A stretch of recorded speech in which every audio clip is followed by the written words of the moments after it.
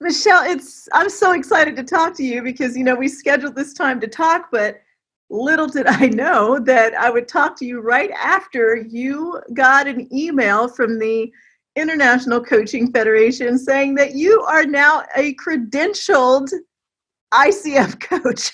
Yes, ma'am. Yes, ma'am. Congratulations. Oh my Thank you. I goodness. literally did wake up to it. I looked in my email and there it was. Congrats. You have your ICF credential. And shortly after that, an email comes with a badge and it links with your LinkedIn and you get to let your network know. And it's a really great feeling to Oh, culminate all of the work that I've done over the year and some change. wow. So you went through the coach training intensive, I think it was spring 2019. And then you went 2019. through CPEC the second half of 2019. And you have Yes. just been like busy and focused. Yes. So, okay, so tell me about the ICF process. 'Cause obviously, I got my first ICF credential 15 years ago.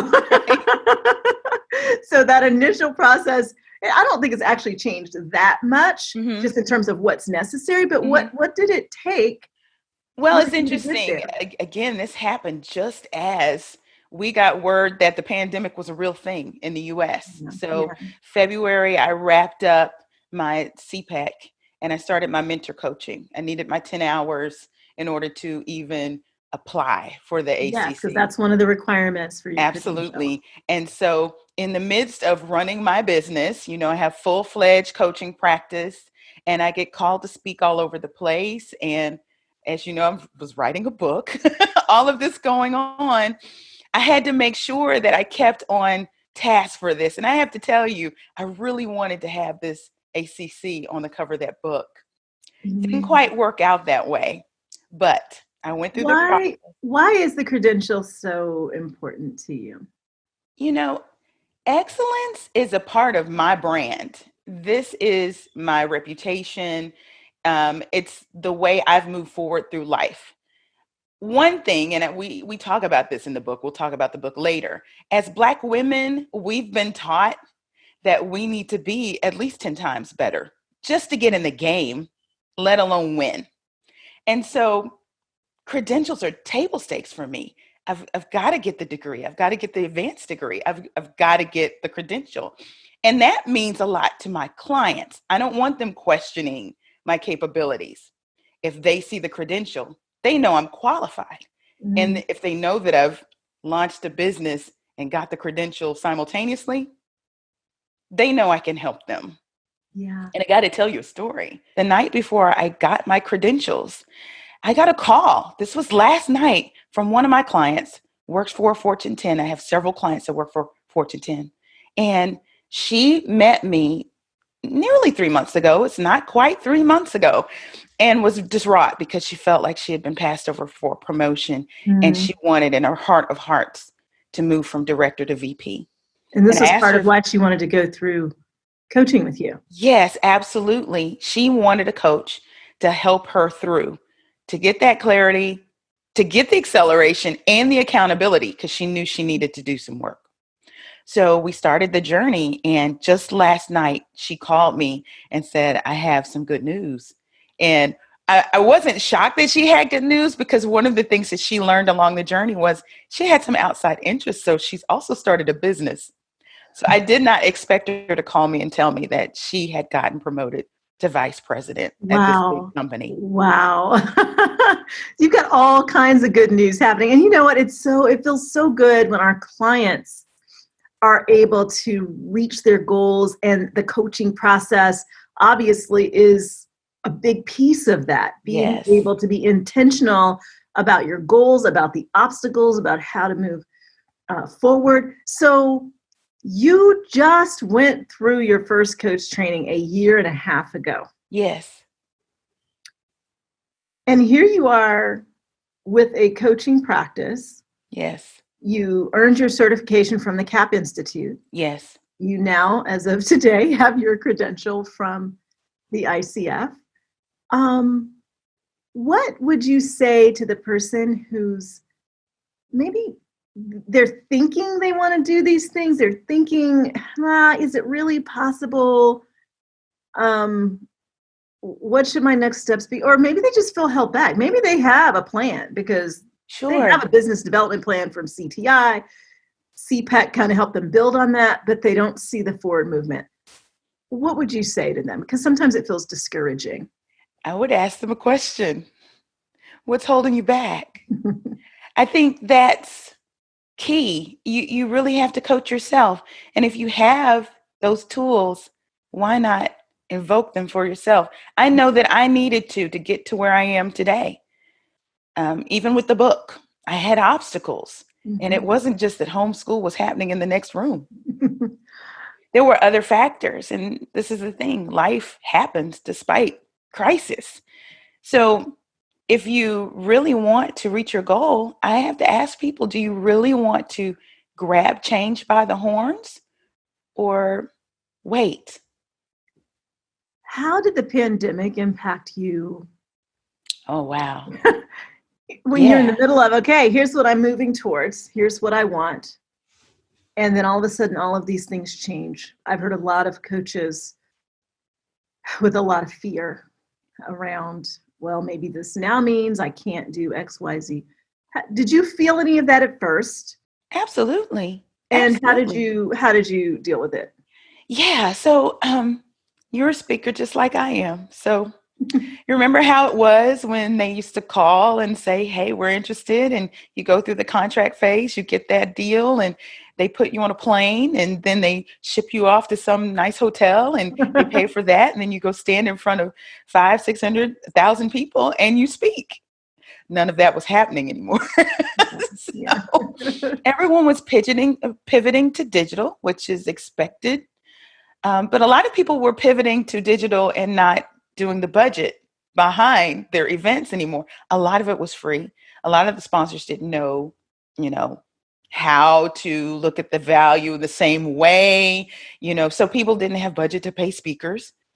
And one of the things that I put in place with my business this time around that I didn't before is that I diversified across all of my talents, all laddering up to the same brand promise, that's for sure. But I needed different outlets that I could lean into in case something went soft. So what did that Speaking look went like? soft. Yeah. What did that look like when you say I diversified across your Yeah, talents? so Sounds I that planned sounds so like corporate PR strategist, which I know is your background. business coachy. Yes. Yes. Diversification just means that I have different ways to make money, Yeah. and they're all aligned with my capabilities. One of the things that marries very closely to the speaking engagements that we do is content delivery. Speaking is another way of delivering content. Yes. Books is another way of delivering content. I literally have a media company. It's just a matter of how we deliver the content. I shifted from speaking to brand partnerships. I had brands that were interested in me coming along, being an in app guest. That's one thing that I did, where I delivered content for 5 days during the week and engaged with their community in writing, about the topics that I align with, and that is moving women and women of color to be rock star leaders as executives and also as small business owners. Mhm. So I could still get paid for that. And I did more of it. I became a brand ambassador for a company that does personalization software for CRM, and that's customer relationship management. Mhm. It's a fancy way of saying my face shows up in emails to my customers. And so I get paid to do that. I found different ways to leverage relationships Yeah. that I already had. And that helped me to weather the storm along with my growing coaching practice. Mhm. So my So okay, coaching revenue started to eclipse my speaking revenues. so this idea that people don't have money to coach because the economy has changed is not what you found to be reality for your And business. let me tell you, you talk about resilience a lot. And Yes. resilience is so important to leadership. But I think some people get stuck on how to be resilient. It Mhm. doesn't mean that you're not afraid. It doesn't mean that you're not scared out of your mind. It means that you still push through, but it definitely helps to have a different focus. So one thing that I did in my coaching practice was to shift my focus onto other people and what their needs were. And I offered free coaching services, which I had not done since I launched in May 1. I'd been charging people right out of the gate. But I went into the mode of there are small businesses, there are executives that are scared right now because they've been sent home, either furloughed or they're working from home or they're laid off or their storefront is closed and they're stressed. They don't know what to do. And my skills came in very handy for that. So they did two things. One, it built new relationships with people. Two, it helped them. I saw breakthroughs and they were just 30-minute calls. I didn't even appear on Zoom for them. We just talked on the phone. And I saw breakthrough after breakthrough after breakthrough, and my pipeline was full. Mhm. So So many of what? those people, go ahead. No. So I think what I'm hearing you say is either some of those people hired you or they started talking about you to other people. Is that what I'm hearing? No, what you're hearing is I pretty much opened up a hotline and said, who needs help? Mm. And they could book time on my schedule. I had blocked off for this free coaching 3 times a week if people called me. And so I'd help them with their concerns. I'd coach them through them and their businesses blossomed or their careers blossomed or they found new jobs. And some of these people hired me. So, okay, this is very interesting to me. So you basically said, what can I do? Like, business is not where I want it to be. What can I do? What can I offer? How can I serve? Because the people you're serving are very talented people. Yes. And even if right in that moment they might have been struggling in some way, they still were viable as potential clients and certainly Yes. as referral sources. And so how did you do that? Did you use a scheduling software and put in here's when I'm available and send an email to your list? Like how did you make this happen? So, two things. I didn't stop speaking, although there weren't as many paid speaking ops. I made sure that I was in speaking roles that allowed me to speak to potential clients or people who would ask me to speak again. So, I have a multiplier theory that I actually share with my clients when it comes to speaking. Whether you get a fee or not, you should come out of that room with more opportunity. So, that's one way. So every time I would speak, I would make sure that the event planners knew either they would put it in the chat, hey, if you want free coaching, use this link, Right. and the link would take you to a scheduling app.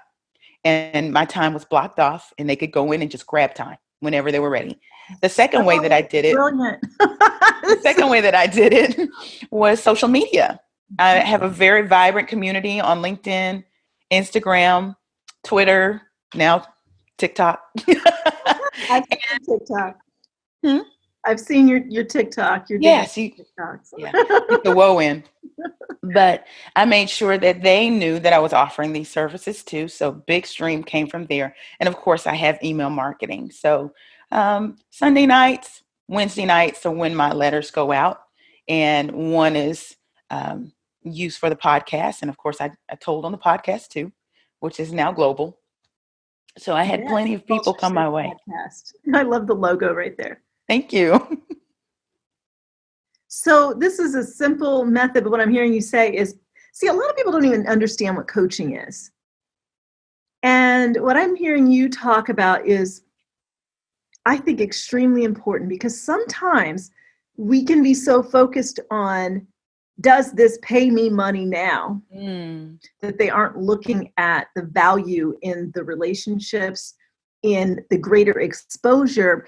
And I think one of the reasons is because if you don't have an offer, when you're being exposed to people, they're not coming to your website, they're not sharing their email, they're not signing up for something. You gave them a an action. You yes, you gave them, here's what I want you to do. It was a call to action, yes, which then allowed you to deepen the relationship because now they're getting one-on-one time with you. yes. And my pipeline is very interesting. There are contacts that I made 4 years ago before I even started coaching that follow me on social, that are part of my email list. are otherwise just watching. And they may not say a word. Yes. They may not like any of my content. They may not even comment. But one day they show up and they're like, I heard you speak at this event back in 2016. Yeah. And I've been with you ever since. Where do I pay my money? Yeah. And that's the way you want them to be. You don't want them asking questions. What is it like? What does it do? Da, da, da, da. That means that you have not quite communicated exactly what it is you have to offer. And you haven't offered the value. You said something there. You have to continue to offer value. And in many cases, that means you're giving something away. You don't give away the farm, but you give them enough to want to draw closer. Yeah, it gives them a taste of what is this coaching thing that she's talking about, and could I benefit from? Because that's all people are wanting. What's in it for me? Why am I going to invest my time, my resources to do this? But if I see it can push me forward, then I will.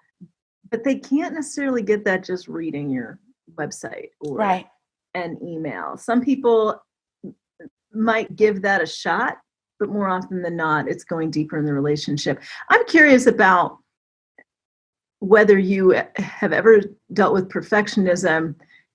I find a lot of people sometimes, they know what to do. They know what the next step should be. And they fret over the email that's going to be sent. If the website is perfect. Oh, yeah. Do I have enough followers? You're describing my clients. I'm describing what? My clients. They struggle with this. Yeah. So I don't know. I've known you, Michelle, since I think 1997. It's been a while. Yeah. We had our mutual mentor in public relations. That's both of our backgrounds. And so, I've watched your career for so long, and it excites me that you're now a coach. I mean,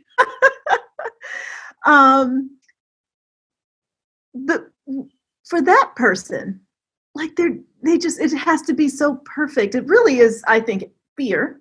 Yeah. That if it's not perfect, somehow it's not worth putting it out there. What do you say to that? I ask a question. You truly have been transformed into coaching mode. Yes. I bleed it. It comes out of my pores now. Yeah. I ask a question. For those people that you see that are actually doing it, what do you think they did when they came to the point where it was time to move forward? In the case of my women of color, because we are paralyzed by generational trauma and watching our parents go through things, and we have learned from them. They have modeled for us how we should move forward. And sometimes that is steeped in fear because of very real issues. There are some things that we have been taught as women, and then specifically as women of color, about making sure there's nothing someone can point to say you're not ready, you're not qualified, you're not the right person. I mean, I was taught that from probably about the age of 12 or so. Like, this is why the U.S. Census tells us mistakes are not allowed. Because we have more advanced degrees than any other group, Black women. Yeah. And it's because we've been taught we've got to be 10 times better. And we also have been told by many of our institutions, go get the degree. And when you come back, we'll consider you for. And sometimes it doesn't work out. Yes. My mother was told that. Yeah. And when you talk about our parents, yes, I remember lots of those conversations, just listening to them talk about what was going on in their careers. And I hadn't thought about it from that perspective, and how that can change how you approach even the simplest of things. And what I'm hearing you say is, I can't put it out there. And of course you don't want to put something out there that's just a mess. But if you've gone through CTI, you've gone through CPEC, we've given you a structure. A lot of times it is that fear of rejection. Yeah. Or that fear of disapproval, that fear you're not good enough, you don't have what it takes yet. And what I'm hearing you say is peel back some layers and even let go of some of that inevitable baggage that may have accumulated from past experiences. You can give yourself permission Yeah. and Yeah. ask yourself, if it goes wrong, what would I do? Mm. And ask yourself, what happened in the past? How often have you really failed? Mm. And the answer is typically not many times. Well, many times. And when you did, you got up and Yeah. moved forward. These are So high performing women. yes, exactly. So here's one other question before we dive into how you managed to get this book out just recently. But you got your ICF credential. Was that hard? And if it wasn't hard, like what did it take for you to be able to accomplish that? It wasn't hard in the sense that the content or the material was hard. We were prepared. Kat prepared us. Valerie, LaFern, Kimberly, everyone prepared us. Know that you're prepared. It's the time commitment and actually carving out the time in your life, no matter what's going on. For some people, it is, gee, I'm trying to parent, run a business. Some of you also have jobs and you have children. It's managing life and then doing it. I think that's the part that becomes a hurdle for many people and could have been a hurdle for me, but I didn't allow it to be. Not hard at all. That's so good to hear. So you took your training, your accredited coach specific training hours. You went through the mentor coaching experience, got Yes. the mentor coaching hours that are required. You had the client hours. You had the client reference letters. Yes. Boom, put in your oral coaching exam, and that was evaluated. And as of today, you are an Yes, ICF. ma'am. ACC. I'm so proud of you. So Thank you. last thing I want to talk about is Mhm. certainly not the last thing. Another congratulations. Thank you. So this book just came out. Mhm. Um, it's called No Thanks, 7 Ways to Say I'll Just Include Myself. A Yes, ma'am. Guide to Rockstar Leadership for Women of Color in the Workplace. Mhm. Michelle, how does this feel? I know this is part of what you were planning, and it goes Yes. right in line with your audience, the culture soup. I see all Yes. of this coming together in your desire to help women of color specifically. Yes, ma'am. This was quite a journey. It was and is. Yeah. So, as a coach, what does this do for you? Like, it's amazing. A book. Just to have a book. Even relationships that I nurture and have nurtured for years, I saw a shift just in the fact that they knew that a book came out. They hadn't even read it yet. She's an author. It creates instant authority. I received coaching client prospects just off the bat because they knew I had written a book. Of course, I want them to read it, and it is a coaching tool. It literally is an executive coach in a book. That being said, it has created more opportunities for me to speak. Not that I have actually lacked for that. I've been very, very blessed.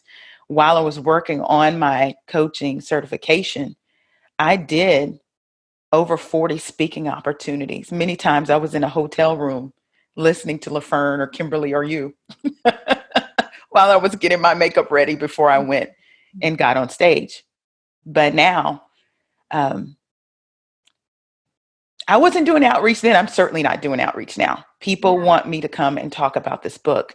And it is very important, though, because it's culturally and the context is nuanced for this moment in time. And it literally frames everything up around COVID-19, the economic crisis, and the civil rights movement that's going on right now. And this key moment for women of color to step into their power. And most people think this is a very devastating time, and it is. We have lost over 200,000 American lives. But while some of us are still here and breathing, what are you going to do with that time? Yes. How are you going to move yourself forward?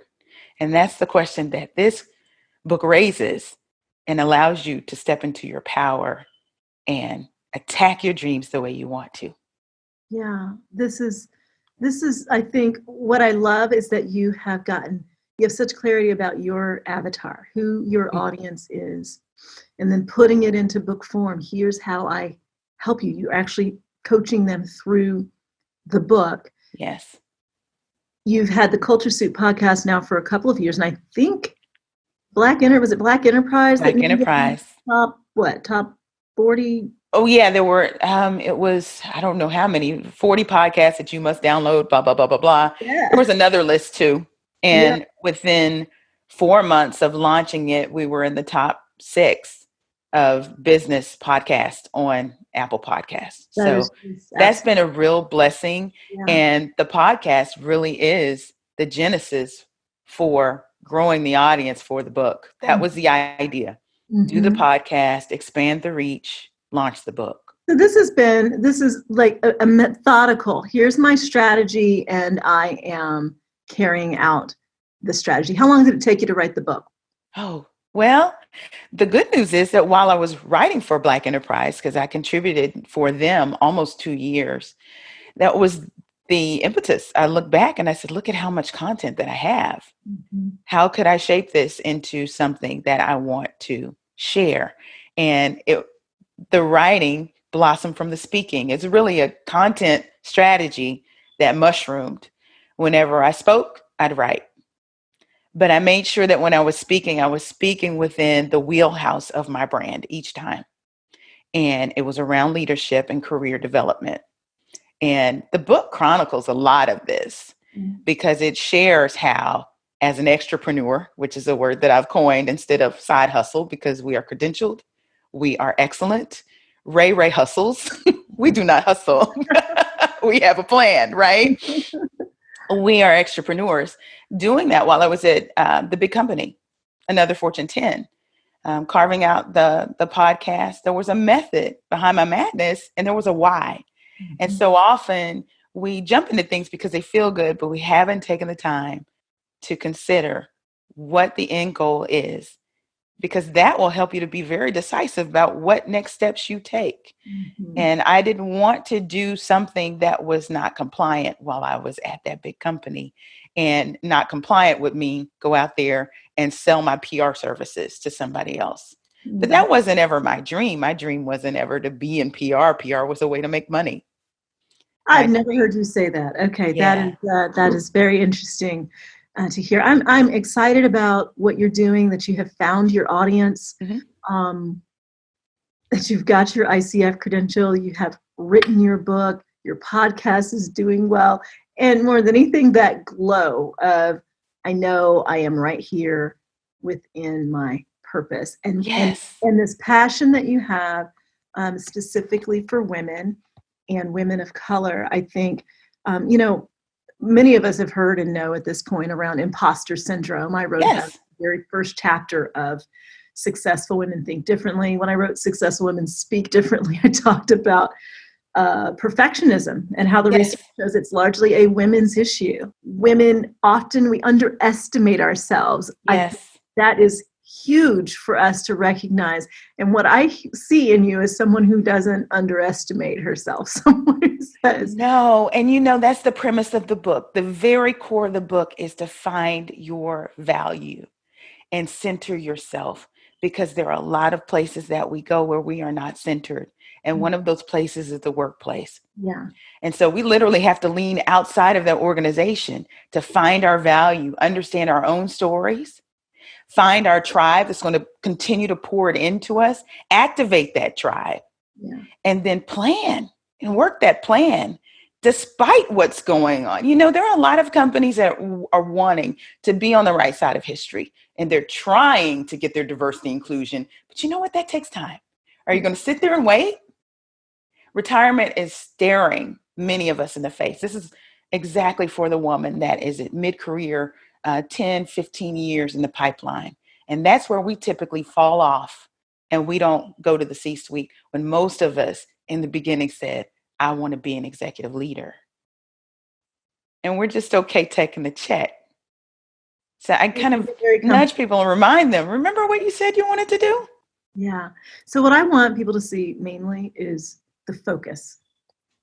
Not only the focus on here's my strategy, but also the focus on here is who I serve and here's why I serve them. Yeah. Yeah, Michelle, thank you so much Thank for you.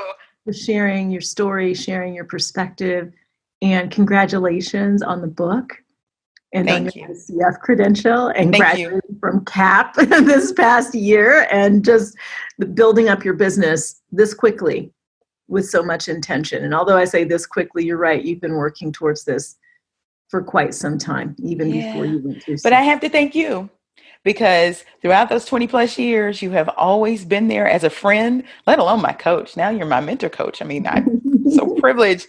But whenever I need to text you or call you and ask you, bounce things off of you, you would always have that coaching question ready for me. I What can't. do I need to say in this meeting, Valerie? And you're like, what do you think you need to say? So very true. Yeah, the question is what we need to be asking. We're so focused on having to have the answers, being able to advise.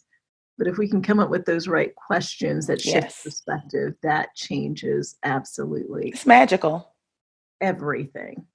Everything. Well, thank you so much Thank for you. joining me. I appreciate you, and I can't wait to see what else comes of the work that you're doing. Oh, I appreciate the time that you've even given me the space to share with you and your coaching community with CAP.